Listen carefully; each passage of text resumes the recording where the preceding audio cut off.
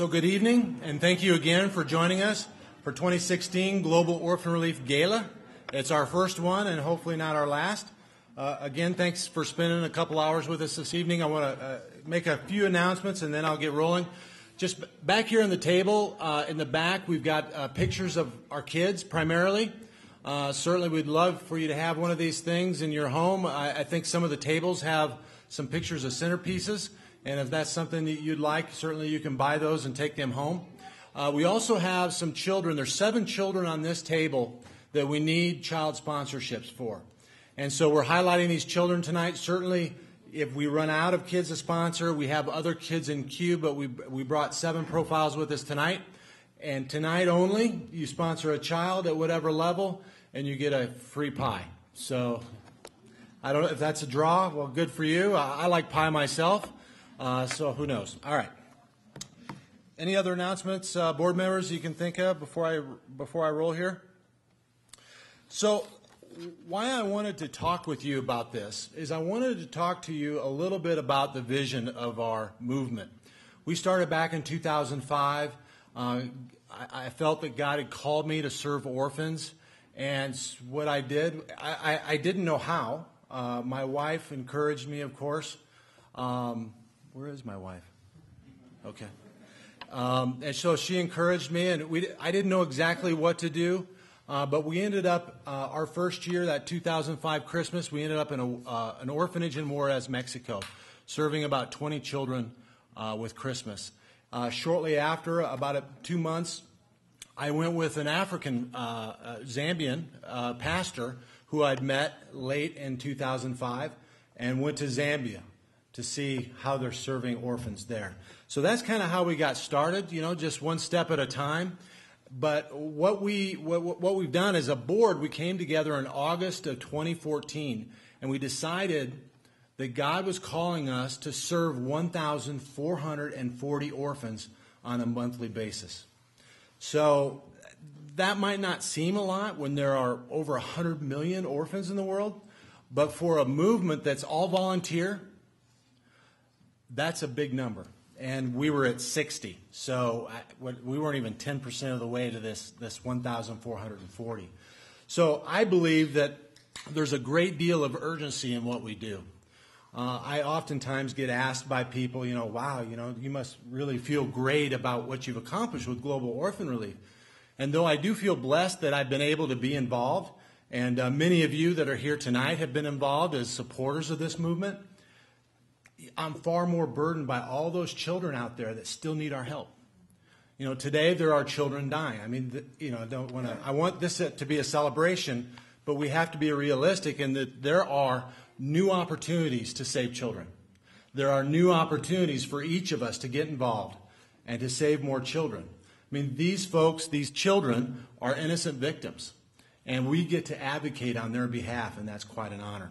So 1,440 children on a monthly basis is where we're headed. We started in August of 2014 with 60 children that we were supporting on a monthly basis. We ended last year at about 300 children on a monthly basis. And now we serve just under 700 children in 5 countries. And the countries are listed on the back. So the number in red is the year that we started serving in that country. And then the number in black is how many children that we serve on a monthly basis.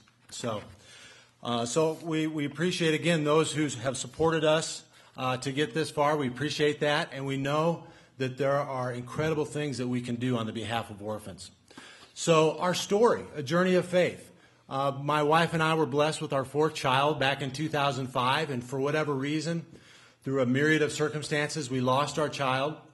But through that experience, God really was able to show us what he had in mind for us and our family in terms of serving orphans. And so it's been a journey, over all of these years. It's amazing what kind of encouragement that we get. Year after year, something new happens where that it's not just us. It's not just a group of volunteers getting together some food and some silent auction items and then calling everybody that we know. I mean, we might have done that, but it's more than that, right?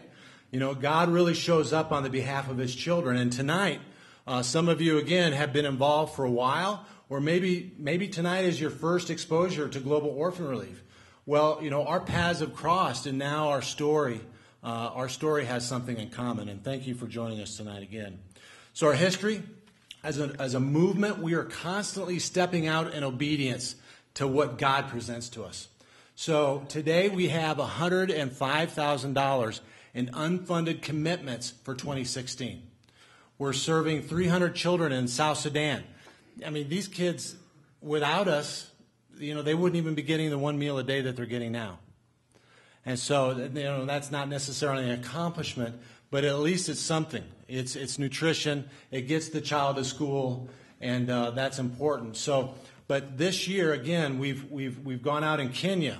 We started supporting an orphanage there, and we're supporting more and more children in Zambia as opportunities present themselves. But we do that without having funding locked up. There's no magic orphan fund at Global Orphan Relief or anywhere else that I'm aware of. But as these opportunities present themselves, we trust God to provide, and we talk to wonderful folks like you, to step out in obedience to serve these children. And lastly, what's interesting, and it would make our jobs a lot easier if this wasn't true, but one size doesn't fit all. So we're in 5 different countries, and we're serving children in 5 different ways. We can't talk to you tonight about shoes or ornaments or something that would be one message. A shoebox with stuff in it, or all one of the other things that one of the other ministries do. We just don't have anything like that that's common. In Zambia, it so happens we're serving 160 children, and we're serving them in like 3 or 4 different ways. We have a couple of orphanages, but we do an educational scholarship program for orphans, and we do an extended care program, and it works there in Zambia. But in South Sudan, they need food. So we're doing food there. I mean, the orphanage, all of these other things they're not getting their basic needs met. So not every, not every, one size does not fit all, and that's why we're put in the position to do so many different things. And again, this is all from a movement that has no employees, so that's pretty amazing. So the other thing that I wanted to share with you, let me get my glasses out here if I can.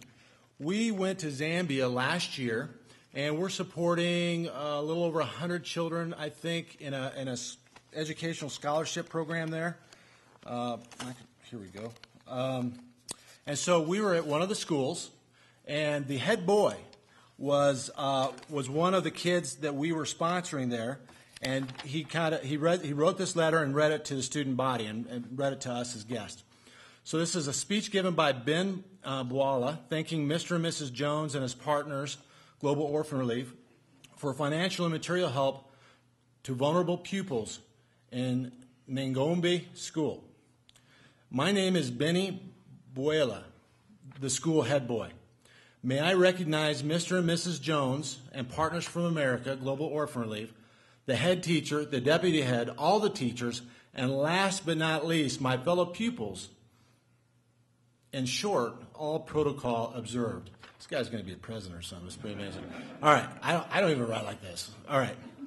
On behalf of my friends who are being sponsored, and indeed my own behalf, I am taking this rare privilege to thank you, Mr. and Mrs. Jones, and your Partners from America, Global Orphan Relief, for the immeasurable help you are rendering to some of the vulnerable pupils like me at Nangombe School.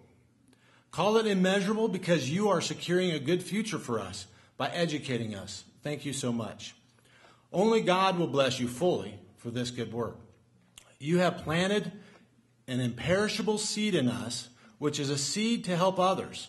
In the same way you have helped us, we also desire to act likewise when we obtain the capacity to do so. Your works are the gospel in practice. We see Jesus in you. Please continue with your good works of love to humanity. We feel considered, we feel blessed, we feel honored, we feel exalted. May I also take this opportunity to inform you that there are also many other brothers and sisters who need similar help in this school. Others, in fact, dropped out. Who knows? I would have dropped out too had it not been for your consideration. Let me not bore you with a lot of words. I rest my case. Thank you. So, again, that was from Benny Buela. I mean, he did a very good job too as he read this when we were there.